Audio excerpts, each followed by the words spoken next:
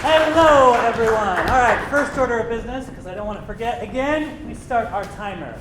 My name is Andrew Roblyer. I am a director, producer, and theater artist based in Houston, Texas, and it is a joy to be here in Kansas City. Thank you so much for coming out to Fringe, and a happy last day of Fringe. So I'm going to explain a little bit more about the show and what's about to happen in a moment. We have two orders of business we got to get out of the way right now. The first one is I would like to let these two wonderful actors that are here today, they have volunteered knowing nothing about what's about to happen, to be here, and so I'm going to let them introduce themselves. Hello, my name is Raine Bertoldie, she, her. Awesome. Hi, I'm Jessica Johnson. I'm a theater artist and educator based in Omaha, Nebraska. My pronouns are she, her, hers. Wonderful. We are so thrilled to have you both here. Thank you so much. The second thing that we need to take care of is we need to select the scene that we are going to do today. So I have pre-selected 3 pieces of text. Now, this show is a little different in that all 3 pieces of text are from Shakespeare. So we are going to be seeing Shakespeare whether or you like it or not today. But you get a little bit of a say in which Shakespeare scene you want to see. So I'm going to give you 3 descriptive words for each of the scenes, and then we're going to vote by applause to decide which one you all want to see. Sound good? Yeah. All right, excellent. So the first option that I have here in front of me, the 3 descriptive words are confession, hierarchy, and restraint. Option 2, disillusionment, isolation, and grief. And then number 3, mockery, solidarity, and strategy. All right, so anyone who wants to vote for scene 1, please give me a round of applause. All right, sounds like scene 1 is out of the running. All right, what about scene 2? All right, and scene 3. I try to pick words that are kind of equal, but the mockery word I figured would get y'all's attention. All right, so I'm going to hand these actors for the very first time today a script from Act 2, Scene 1 of The Merry Wives of Windsor. I'm going to have you read Mistress Page, and you read Mistress Ford, and I'm going to let the actors go off stage to take a look at their scripts while you and I chat a little bit more. So I want to tell you a little bit about me and this show and why this show, and then we'll talk a little bit about the structure, about what you're going to see. So I fell in love with theater when I was about 6 years old. I played the only adult character in the children's musical at church, and I was the shortest child on stage. But I fell in love with it, and for the rest of my childhood, I would get this ache in my soul when it had been too long between productions. Then in college, I got to fall in love with theater all over again, this time from the perspective of a director. Now, I moved into directing not because I wanted control, but because I realized that I was deeply passionate about being able to support every single person in a theater production. And when I fall in love with something, my type A nerdy brain loves to learn everything about it. And that's when I very quickly realized that there is no real path for directors in the American theater. There's no training, no map. Most directors learn to direct by doing it and hoping that we don't break something or someone along the way. Because here's the thing, directors set the emotional tone of a production. In the corporate world, studies show that your manager is the #1 factor in whether people thrive or burn out in the workplace. It's no different in theater. The director is the culture setter, the emotional thermostat, the person who decides what matters. But most directors, especially in what I call upstream theater, meaning community and educational theater spaces, are just thrown in to the deep end. At a low estimate, there are 30,000 directors working in those spaces every year with no training, no mentors, and no support. Just vibes. And the weight that is placed on our shoulders is immense. We're told that our vision is what makes a show sink or swim. And on top of that, there's the implicit understanding that we're training the next generation of artists who will move from upstream to downstream, to professional theater and Broadway, because nobody gets their start there. They all start upstream and then move downstream. And we wonder then why theater spaces can be tense, toxic, or unclear. And it's not because directors don't care, it's because the system never taught them how. That's why I built Deconstructing Directing, the name of the company that presents this show today, a completely 100% free online resource library for directors. It explores topics that most directors I know have never had a chance to talk to anyone about: facilitation skills, imposter syndrome, power dynamics, regulating our own emotions, and letting go of the fear-based, authority-driven model of directing that has held our field hostage for far too long. It's a resource unlike any other in existence for directors, and you can check it out yourself at the QR code that I'll put out at the end of the show. Director's Cut, the show you're here to see, is my attempt to put at least some of that work into a performance. I know that the marketing makes this feel like a cool, edgy experiment, and it is, but it's also more than that. It's a window into something theater very rarely shows us: how at least part of directing actually works. And it's a love letter to every director who's ever been told to just figure it out. So tonight, I'll be building a scene from scratch with the help of these two fantastic actors right in front of me.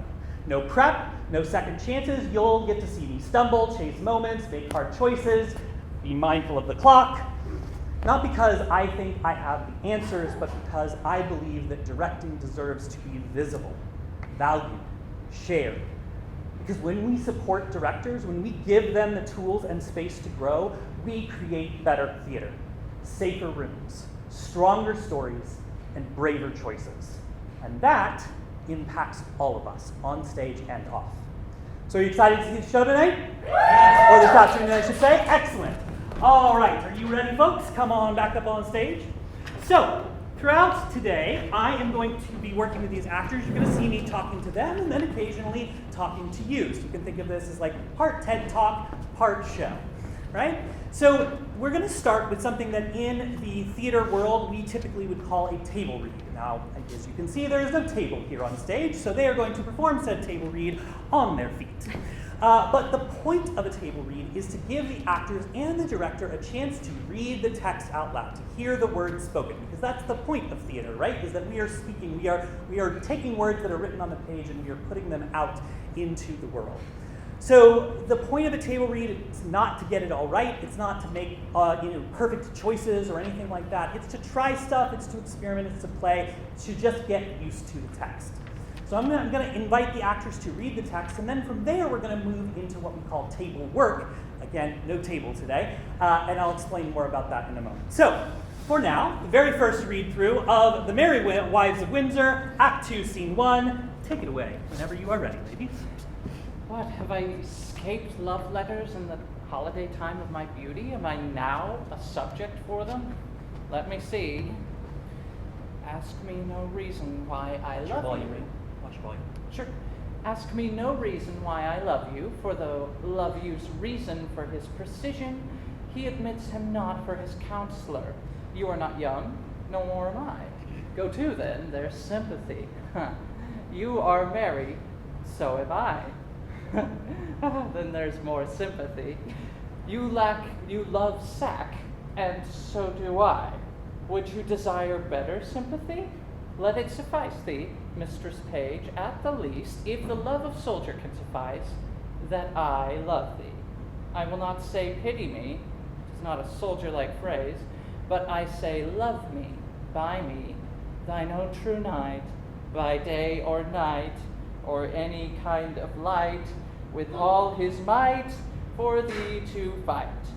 John Falstaff. A wicked, wicked world, one that is nigh worn to pieces with age, to show himself a young gallant. What an unweighed behavior hath this Flemish drunkard picked, with the devil's name, out of my conversation, that he dares in this manner assay me? Why, he hath not been thrice in my company. What should I say to him? I was then frugal of my mirth, heaven forgive me. Why, I'll exhibit a bill in the Parliament for the putting down of men. How shall I be revenged on him?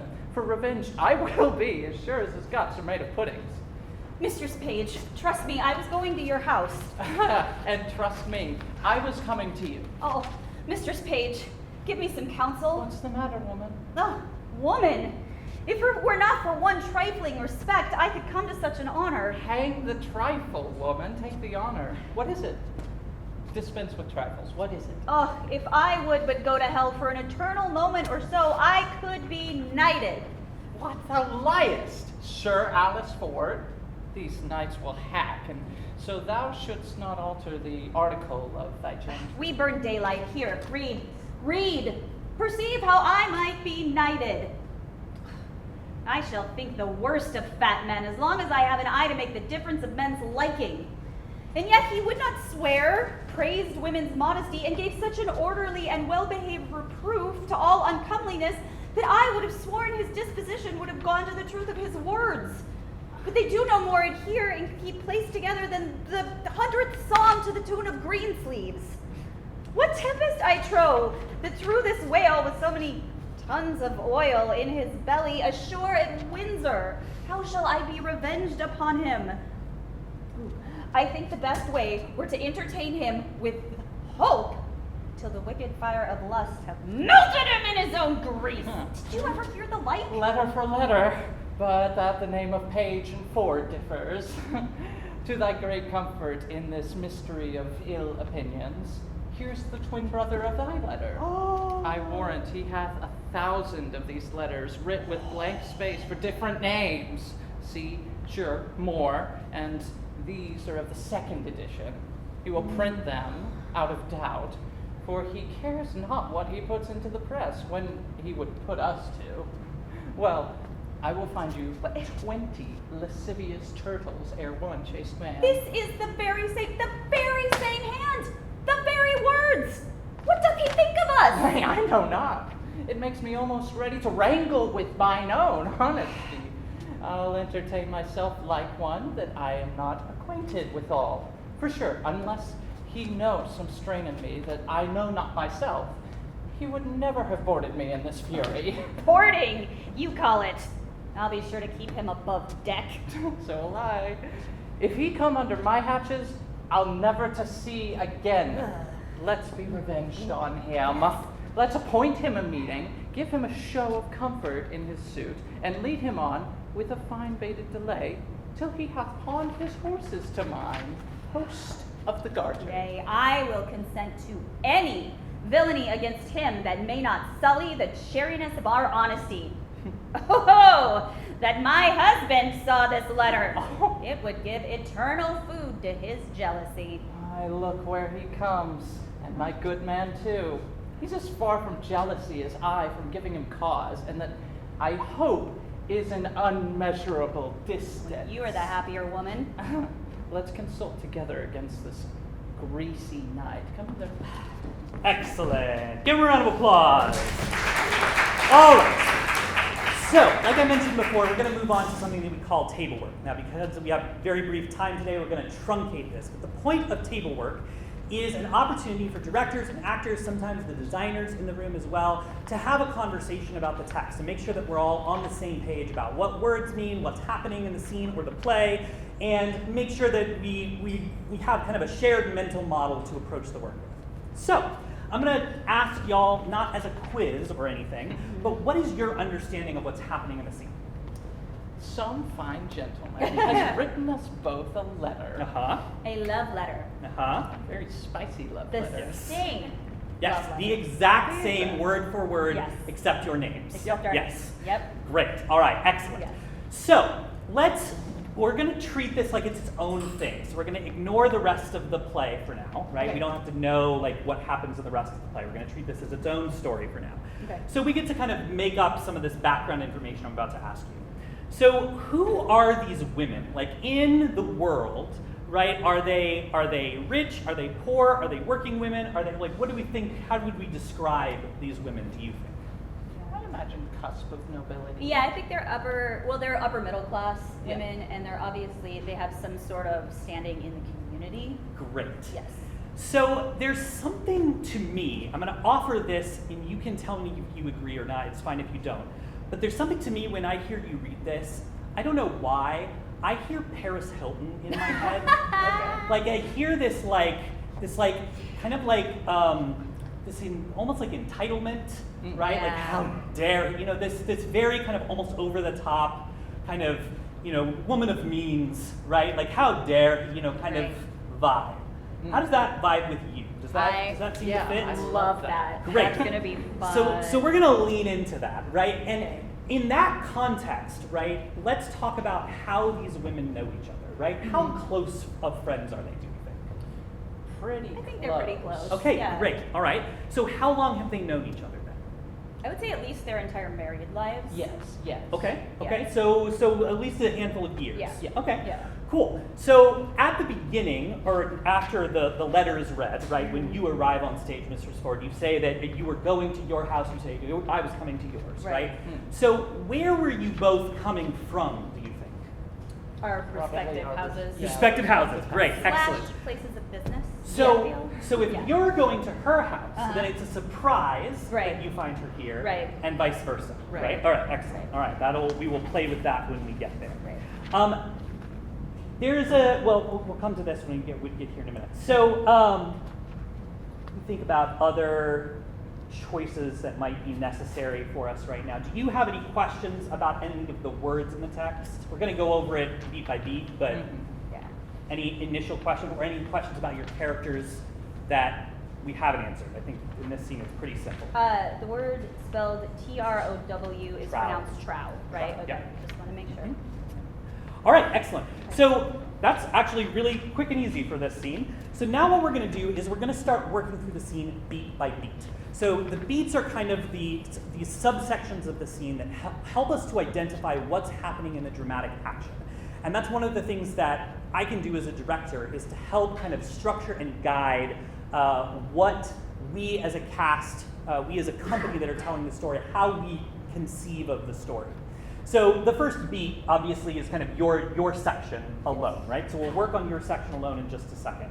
But one of the things I wanted to mention, Jessica and I were having lunch earlier, and she pointed out something that I want to mention, and that is, as we work today, we're going to find things together, right? And then at the end of this, I'm going to ask you all to do the scene one more time with all of these discoveries that we've made. But I want to acknowledge that the beauty of live theater is that it's never going to be exactly the same. Right? And so when you have impulses, when you have a desire to move or do something, go ahead and follow those impulses as we're working. You can let me know if you feel an impulse, or you can just follow it as we work. But just know that it's going to be different every single time. I think a lot of times in that kind of authoritarian model of directing that I was talking about, that a lot of us are used to or grew up in, there's this belief that like once the director sets something, it never changes. And I actually work really hard with my actors to remind them that I want it to change at least a little bit every night, because that means that they're being authentic to what's happening in the moment, right? That it's not a cookie cutter, that it's not a film, right? That's what makes live theater so beautiful, is that we're getting to watch real people react to each other in real time, and those reactions are going to be a little bit different every time.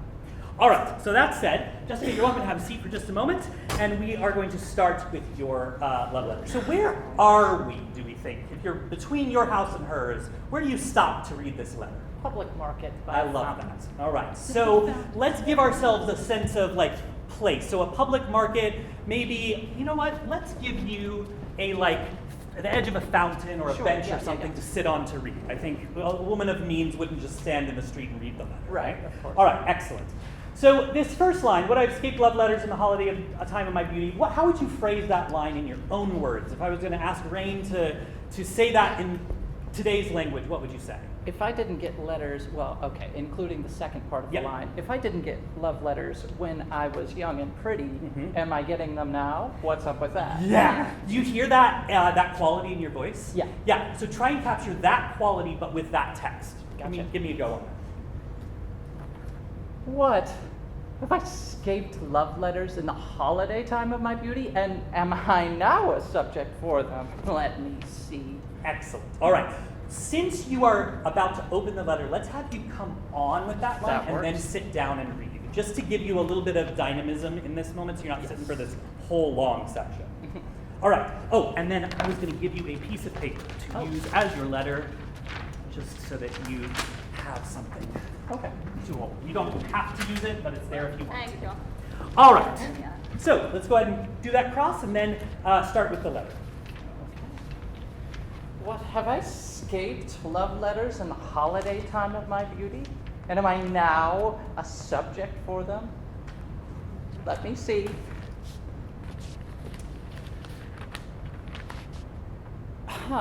Ask me no reason why I love you, for though love you's reason for his precision, he admits not for his counselor. You are not young, no more am I. Cool, let's pause there. You're starting to give a reaction there, right? That he called you old. Yep. Right? He started this love letter and said, you're old and so am I. Yeah. Right? So I'm curious how Mistress Page feels about being called old in a love letter. Not particularly Yeah. great. So, in general, as you're reading this, I want to give you permission, Raine, to after each sentence, think about how that lands for her. Sure. And then you can have a scoff or a humph or a whatever sort of reaction comes out of you, and whatever it is, for each of those sections of the letter. Right? So don't feel like you have to just read the letter. Right. You get to comment on it too. It's just, we don't have text to do it with, but we get to do it with body language and voice. So try that again for Ask Me No Reason as you start to read the letter. Ask me no reason why I love you, for though love use reason for his precision, he admits him not for his counselor. You are not young, no more am I. Go to then, there's sympathy. You are merry, so am I.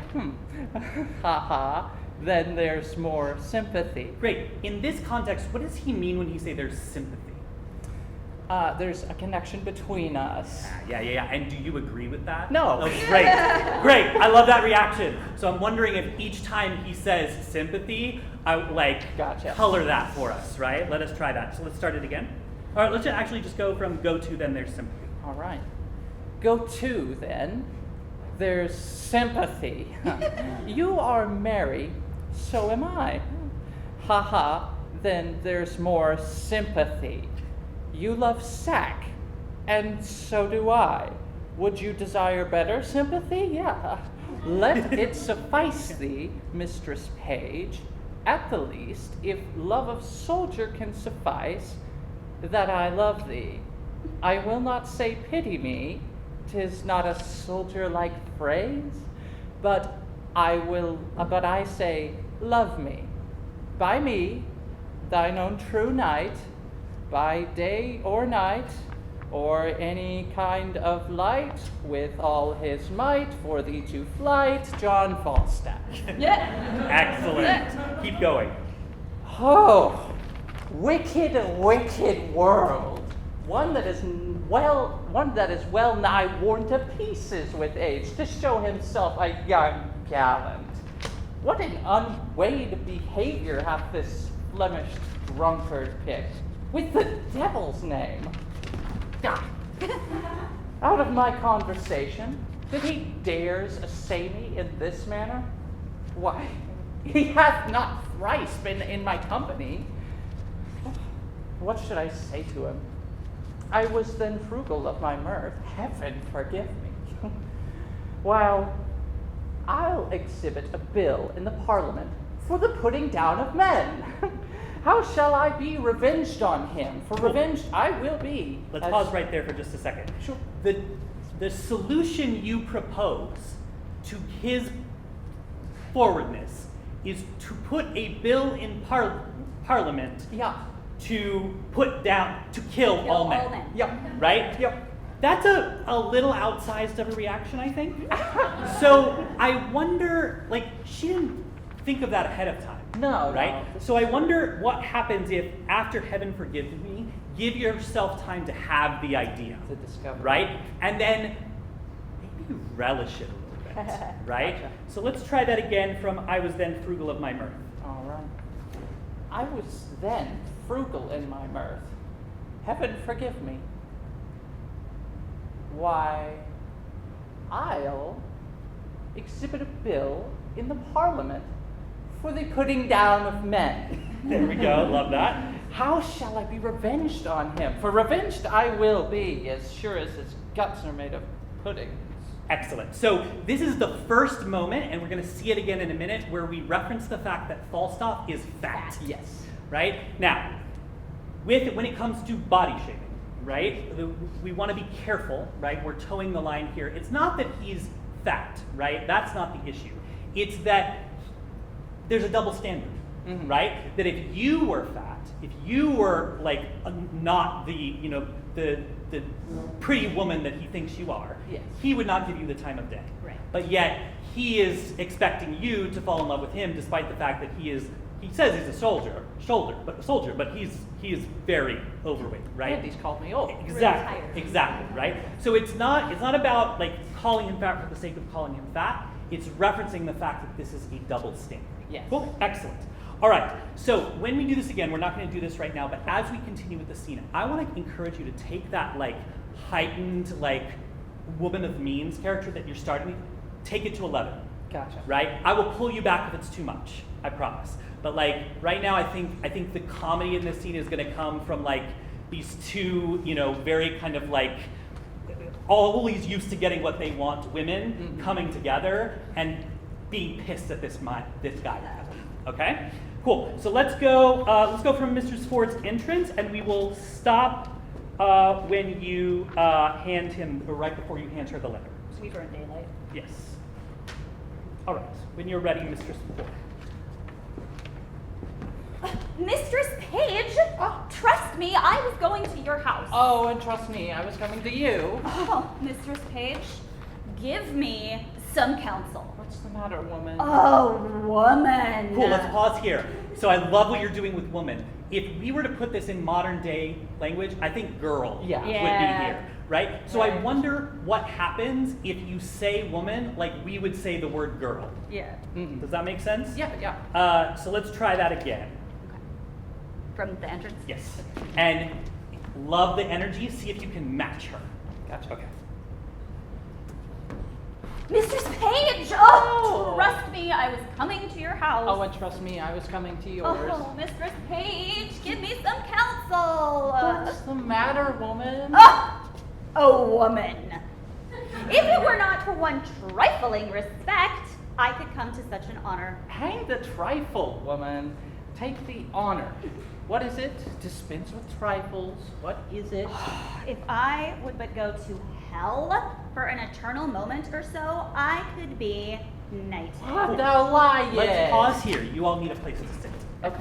So we're going to imagine this bench or edge of the fountain, right? Okay. So as you come in, I think let's take a moment to like greet, right? Like, yeah, kisses on the cheek or some sort of like, oh, right, and then go into the rest of the line. So maybe like, Mistress Page, kiss, kiss. Kiss, kiss. Trust me, I was coming to your house, right? Yeah. And then give me some counsel. Maybe try crossing on that to sit down if you feel the impulse. Okay. If you feel it sooner or later, that's fine. Okay. But let's let the two of you sit there. Okay. And that'll be a little. I can tell it feels a little awkward standing. Okay.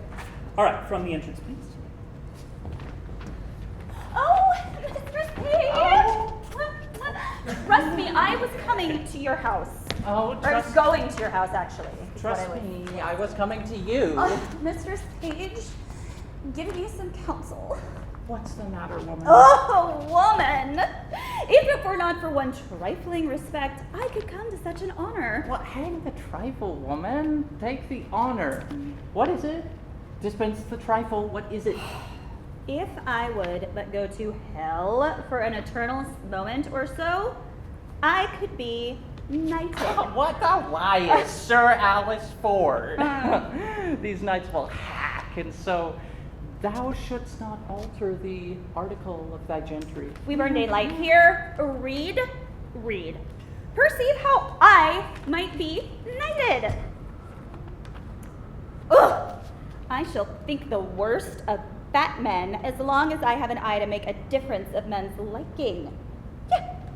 And yet, he would not swear, praised women's Nice. modesty, and have such orderly and well-behaved reproof as to all uncomeliness, that I would have sworn his disposition would have gone to the truth of his words. But they do no more adhere and keep place together than the 100th psalm to the tune of Greensleeves. What tempest I trow through this whale with so many tons of oil in his belly, a sure Windsor. How shall I be revenged on him? I think the best way were to entertain him with hope till the wicked fire of lust melted him in his own grease. Did you ever hear the like? Letter for letter. Ooh!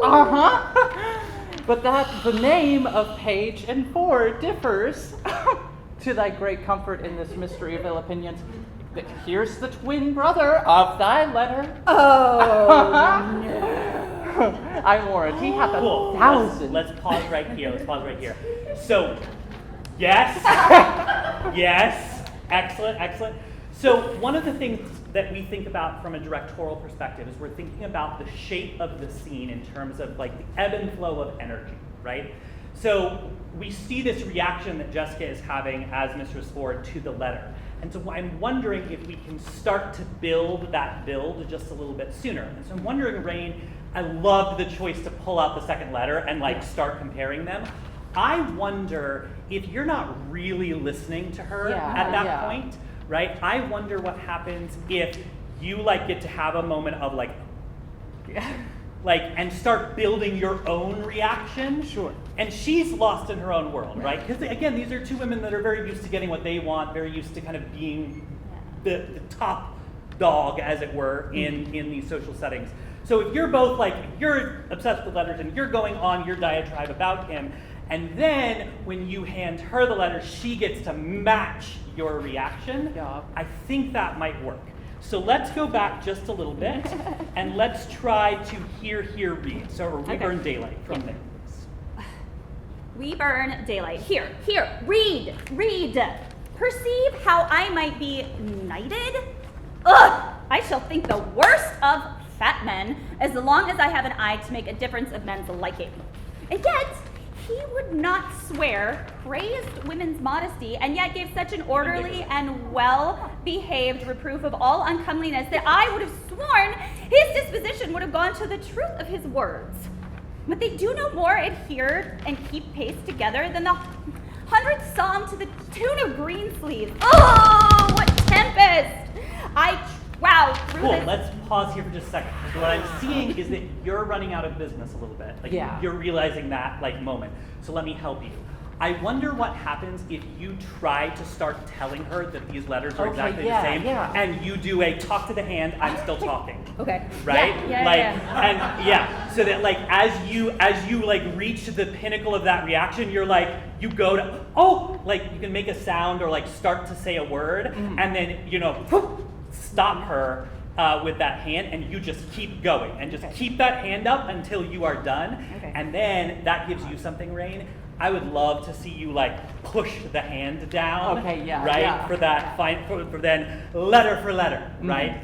Push the hand down, letter for letter, right? And cool. All right, so let's do that one more time from We Burn Daylight. We burn daylight. Here, read. Perceive how I might be knighted. I shall think the worst of fat men as long as I have an eye to make the difference of men's liking. And yet, he would not swear, praised women's modesty, and gave such orderly and well-behaved reproof to all uncomeliness that I would have sworn his disposition would have gone to the truth of his words. But they do no more adhere and keep place together than the 100th psalm to the tune of green sleeves. Oh, what tempest, I trow, through this whale with so many tons of oil in his belly, ashore at Windsor. How shall I be revenged upon him? I think the best way were to entertain him with hope till the wicked fire of lust have melted him in his own grief. Did you ever hear the like? Letter for letter. No. But that the name of page and No. Ford differs. To thy great comfort in this mystery of ill opinions, here's the twin brother of thy letter. I warrant he hath 1,000 of these letters, writ with blank space for different names. Oh, sure, my more, God. and these are of the second edition. He will print them out of doubt, for he cares not what he puts into the press. when he would put us to, well, I will find you 20 lascivious turtles before one chaste man. Cool, let's pause right there. Do you know what the turtles is referencing? It's not actual turtles. It's turtle doves. Oh, turtle doves. So turtle Okay. doves are a symbol of fidelity, right? That's why, like, did you ever see Home Alone 2? Yeah. Yeah, so he talks about that in Home Alone 2, that you always give turtle doves in a pair to someone, like statues and things, because they're a symbol of fidelity. So you're saying I would find you 20 lascivious, 20 like unloyal turtle doves before I would find one man who was chaste. Yeah. Right? So it's a big statement. Yeah? All right, so let's just go back just a little bit. He will print them out of doubt from there. He will print them out of doubt, for he cares not what he puts in the press when he would put us to. Well, I will find you 20 lascivious turtles ere one chaste man. Why, this is the very same, the very hand, the very words. Love that. What doth he think of us? Nay, I know not. It makes me almost ready to wrangle with mine own honesty. I'll entertain myself like one that I am not acquainted withal. For sure, unless he know in some strain in me that I know not myself, he would never have boarded me in this fury. Let's pause here just to give you a little bit of anchoring for your physical blocking. I love the impulse to stand. What draws you over there? What's over there that you would stand and walk over there? Well, it would be him, but he's not over. Okay. So maybe let's give a stand-in, right? You said you were in the marketplace. Yeah. Right? So maybe there's like a man over there who looks kind of like him. Right? So that way, as you're standing and you're starting to cross across the stage, like, make it intentional, right? Yeah. And that way you don't have to feel like you're stuck here, right? So walk over, you can have that whole thing, you can gesture to him, and then when you turn, make that really a distinct choice. Similarly, Jessica, when you stand up and you're coming this way, what anchors you? Why are you crossing away from her? I think I have to like get away and actually look at these. Like, Great, yes, I love the idea of like holding them up to the sun. That's great, excellent. All right, so just so that there's a little bit more specificity in those choices for you, right? Yeah. Great, so this is something I talk a lot about when I work with directors, is that part of our job is to help find the specificity in the choices the actors are making. You as an audience, if you didn't see this process, you may not know that she's looking at another guy that looks like him because he's invisible on the fourth wall. You may not know that over here there's, a break in the trees in the market, and so she's holding up the letters. But you will be able to see the difference right now between what we just did in this blocking and what they're about to do, because they know the specificity of what they're doing. And so that's part of our job as directors, is to help make sure that the actors have that specificity. All right, so let's go to the same place. So nay, I know not was where you stood last time, I think, right? So let's start seated and go from nay, I know not. and I think actually like I might cross away earlier. Great. That's okay. Cool, then let's go back a little bit. Well, I will find you 20 lascivious turtles. Well, I will find you 20 lascivious turtles ere I find one chaste man. This is the very same, Uh-huh. the very hand, the very words. What does he think of Oh, us? nay, I know not. It makes me almost ready to wrangle mine own honesty. I'll entertain myself that, like one that I am not acquainted withal, for sure, unless he knows some strain in me that I know not myself. He would never have boarded me in this fury. Boarding, you call it. I'll keep him above deck. So will I. I just have this image in my head now of a very confused man standing off stage just being like, what? That's great. All right, excellent. Let's keep going from your crossboarding, Paul Hewitt. Okay. Hold on, I had to X to yell at. Yeah. Yell at man at stand. I will keep him above deck. So will I. If he come under my hatches, I'll never to see again. Let's be revenged on him. Let's appoint him a meeting.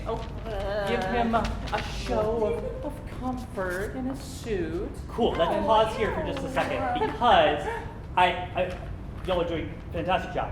I want to give you the ability to have a conference, have a secret meeting. Yeah. Okay. So let's match our blocking, or let's match our staging, but we're going to switch sides. Okay. So on that line, let's be revenged on him. Why don't Take her to the you top. come sit on this side? Yeah, exactly. And that way the two of you can kind of turn in and have that private conversation so that nobody can hear your plan. Yeah. Cool. So can we go from where you were? So will I, if he come under my hatches? Okay. Okay. So will I. If he ever come under my hatches, I'll never to see again. Let's be revenged on him. Let's appoint him a meeting. Give him show of comfort in his suit, and lead him on with fine baited delay, till he hath pawned his horses to mine house of the garter. Nay, I will consent to any villainy against him Mhm. that may not sully the cheeriness of our honesty. Oh, that my husband saw this letter. Oh, God. It would give eternal food to his jealousy. Why, look where he comes, and my good man too. He's as far from jealousy as I am from giving him cause, and that I hope is an unmeasurable distance. You are the happier woman. Let's consult together against this greasy night. Come hither. Oh, cool. We'll cross it this way. We'll go out That way. Yeah, absolutely. All right, excellent. Cool. A couple of thoughts. Give me just a second. So this bit, when we talk about boarding and hatches, right? What are we talking about here when we say, unless he knows some strain in me that I know not myself, he would never have boarded me in this fury? What does that mean in your words? How would you phrase that? So it's in reference to the letter, but with a ship metaphor. Yes. So he would never have written about me this passionately if I knew that he had duplicated this thousands of times. Great. I'm gonna also, I think it's absolutely spot on, but I wonder if there's a little bit more innuendo here. It's a sex joke. Yeah. because when you think about to board something, it means to come on someone. Or come right. on something, excuse me. Right? So think about it in that way. That you're not just saying he would have written this, it's that he would have come on to me this way, right? And then that boarding, you call it, right? Deck, Ale. right? You've got there's a very similar word. Yes, great. And then same thing for hatches. Yeah, if he comes Right? under my So hat. yeah. So I think, and I wonder what it looks like if you both know what you're doing with that language, right? Yeah. If it's an intentional wink, wink, nudge, nudge. I wonder what that looks like for both of you. So can we try that section? You were over stage left. Yeah. Just go from nay I know not, Mistress Page, that line. Okay.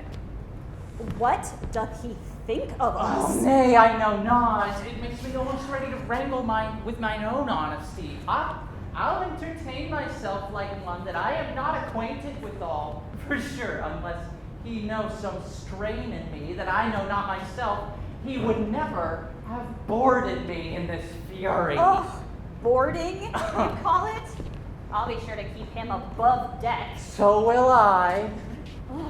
If he ever come under my hatches, I'll never to see again. Let's be revenged on him. Let's appoint him a meeting. Give him a show of comfort in his suit, and lead him on with a fine baited delay, till he hath pawned his horses to mine, house of the garter, host of the garter. Nay, I will consent to act any villainy against him that may not sully the cheeriness of our honesty. Oh. Oh, that my husband saw this letter. Cool, It let's would- pause right here. There's another line that I think we need to get a little more clarity on. When we say he hath pawned his horses to mine host of the garter, what are you saying? So, I'm not entirely sure. Are we talking about Garter here? So Garter, yes, exactly. So you're basically, I think, saying that we're going to basically lead him on until he sells everything he has Just in for order the to get to my okay. Garter. Right, in Okay. order to get to me. So we're basically saying, like, we're going to pretend Yes. like we're okay with what he's doing and that we requite his affections, right? And we're going to do it until he sells everything he has, until he gets rid of his horses. Because horses in that day, right, they wouldn't have been able to go anywhere. As a soldier, he wouldn't have been able to fight, right? So you're basically saying, let's ruin him, right? That's the stakes here. So with that in mind, let's try that again. Let's be revenged on him.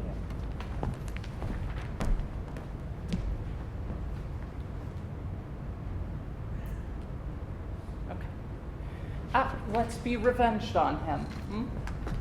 Let's appoint him a meeting.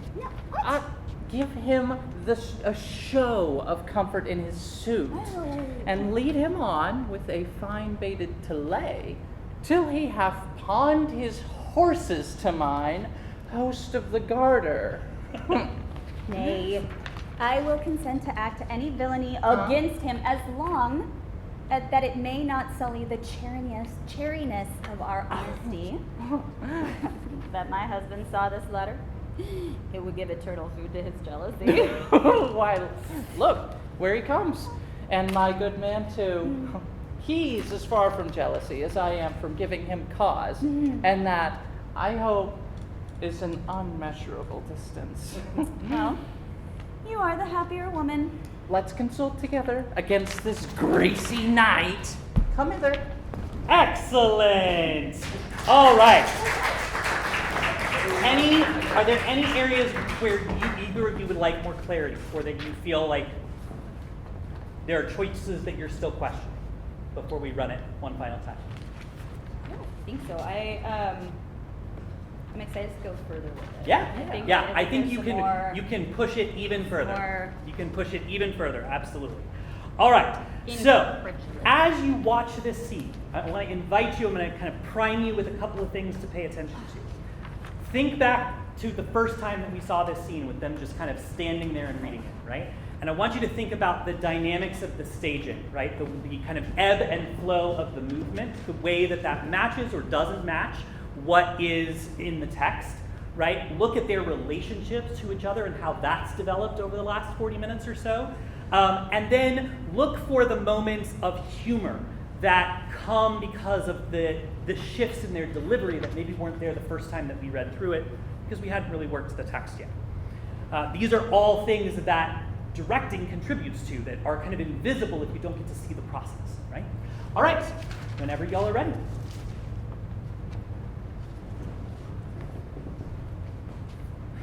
What? Have I escaped love letters in the holiday time of my beauty, and am I now a subject for them? Let me see.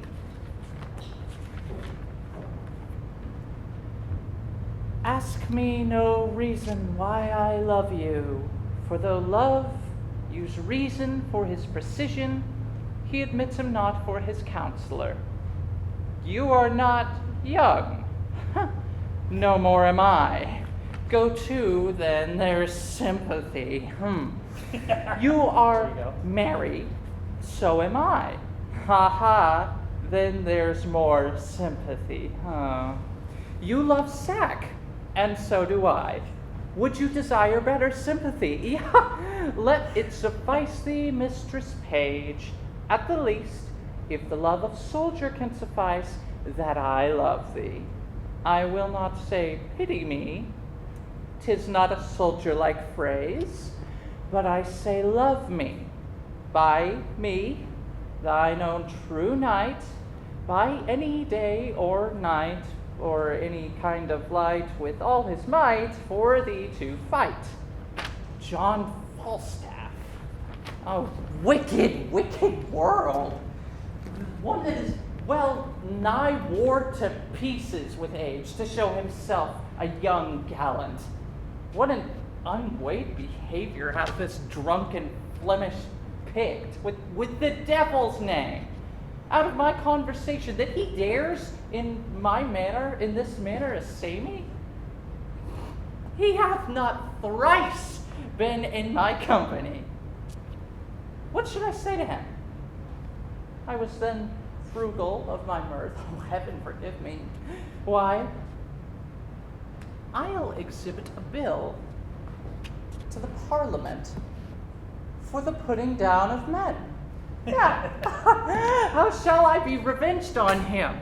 For revenged I will be, as sure as his guts are made of puddings. Mistress Page, trust me, I was going to your house. And I was coming to yours. Nice, keep going. Mistress Page, give me some counsel. What is it, woman? Woman, if it were not for one trifling respect, I could come to such an honor. Well, hang the trifle, woman. Take the honor. What is it? Dispense with trifles. What is it? If I would but go to hell for an eternal moment or so, I could be knighted. What? Thou liest, Sir Alice Ford. These knights will hack, and so thou shouldst not halter the article of thy chantry. Oh, we burn daylight. Oh, Here, okay. read. Perceive how I might be knighted. Oh, I shall think the worst of fat men, as long as I have an eye to make a difference of men's liking. And yet he would not swear, praised women's modesty, and gave such an orderly and well-behaved reproof to all uncomeliness that I would have sworn his disposition that would have gone to the truth of his words. But no more do they adhere and keep placed together than the 100th psalm to the tune of green sleeves. What tempest I trow through this whale with so many tons of oil in his belly ashore at Windsor. And how shall I be avenged upon him? I think the best way were to entertain him with hope till the wicked fire of lust have melted him in its elderries. Did you ever hear the like? Letter for letter. And, but that the name of Ford and Page differs. To thy great comfort in this mystery of ill opinions, here is the twin brother of thy letter. I warrant he hath 1,000 letters of the same blank space for different names. Sure, more, and these are second edition. He will print them out of doubt, for he cares not what he puts in the press when he would put us to. Well, I will find you 20 lascivious turtles ere one chaste man. Wait, this is the very same. Uh-huh. The very hand? The very words? What doth he think of us? Oh, nay, I know not. It makes me almost ready to wrangle with mine own honesty. I'll entertain myself like one that I am not acquainted withal. For sure, unless he knows some strain in me that I know not myself, he would never have boarded me in this fury. Boarding, call you it. I'll be sure to keep him above deck. Oh, so will I. If he come under my hatches, I'll never to see again. Let's be revenged on him. Let's appoint him a meeting. Give him a show of comfort in his suit and lead him on with a fair baited delay till he hath pawned his horses to mine, host of the garter. Nay, I will consent to act any villainy against him that may not sully the cheeriness of our honesty. That my husband saw this letter. He would give eternal food to his jealousy. Oh, why, look where he comes. And my good man, too. He's as far from jealousy as I am from giving him cause. And that, I hope, is an unmeasurable distance. Well, you are the happier woman. Let's consult together against this greasy night. Come hither. And see! Let's give them a big round of applause. Come on, take a bow. Hello there. Thank you so much for watching Director's Cut. I hope you enjoyed it. And if this glimpse into the directing process sparked something for you, whether you're a theater maker, educator, or just someone who loves live performance, there is so much more where this came from, because this isn't just a show, it's part of a much bigger movement that is rethinking what it means to direct theater and how we train, support, and value directors, especially in schools and community theaters, but throughout the industry.